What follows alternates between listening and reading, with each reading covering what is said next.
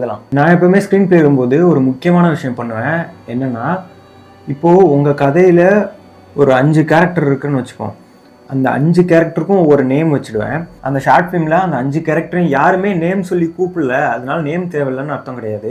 நம்ம ஒரு நேம் வைக்கணும். ஏன்னா யார் என்னன்னு நம்ம எழுதும்போது அவங்க பேரை மென்ஷன் பண்ணி நம்ம எழுதணும். யார் அதுன்னு நமக்கு தெரியணுன்றனால ஒவ்வொரு கேரக்டருக்கும் நான் நேம் ஃபிக்ஸ் பண்ணி வச்சுடுவேன். இப்போது ஸ்க்ரீன் பிளே எழுதுறதுக்கு முன்னாடி அந்த நேம் 5 பேர் நேமையும் நான் வரிசை எழுதி அந்த 5 பேரோட கேரக்டரும் என்னென்னு நான் எழுதுவேன். இப்போ ஒருத்தன் ரொம்ப கோவப்பட்டுட்டே இருப்பான்னு ஒரு எழுதுவேன், இல்லை ஒருத்தன் வந்து ரொம்ப யோசிச்சு தான் முடிவு பண்ணுவான்னு எழுதிடுறேன்னு வச்சுப்போம். அந்த ஸ்க்ரீன் பிளேயில் அவன் பேசும்போதும் சரி, அவன் ஒரு முடிவு எடுக்கும் போதும் சரி, ஃப்ரண்ட்டில் நம்ம எழுதி வச்சுருக்கோம்ல அவனோட கேரக்டர் இதுதான் சொல்லிட்டு, அந்த கேரக்டர் படி தான் அவன் முடிவு எடுக்கணும். ஒருத்தன் கோவப்படுவான்னு நம்ம எழுதியிருக்கோம், அந்த கதையில் அவன் என்ன பண்ணாலும் கோவப்பட்டு தான் பண்ணுவான். ஒருத்தன் வந்து தெளிவாக முடிவு பண்ணுறான்னு நம்ம எழுதியிருக்கோம், அந்த கேரக்டர் அந்த கதையில் என்ன மூவ்மெண்ட் கொடுத்தாலும் அவன் தெளிவாக தான் கொடுக்கும். அதை மைண்டில் வச்சு நம்ம அந்த கதையில் அந்த கேரக்டர்ஸை மூவ் பண்ணி கொண்டு போகும்போது கடைசி வரைக்கும் அந்த கேரக்டரோட கேரக்டரிஸ்டிக் மாறாமல் இருக்கும். ஆடியன்ஸ் பார்க்குறதுக்கும் புரிஞ்சுக்கிறதுக்கும் நல்லாயிருக்கும்.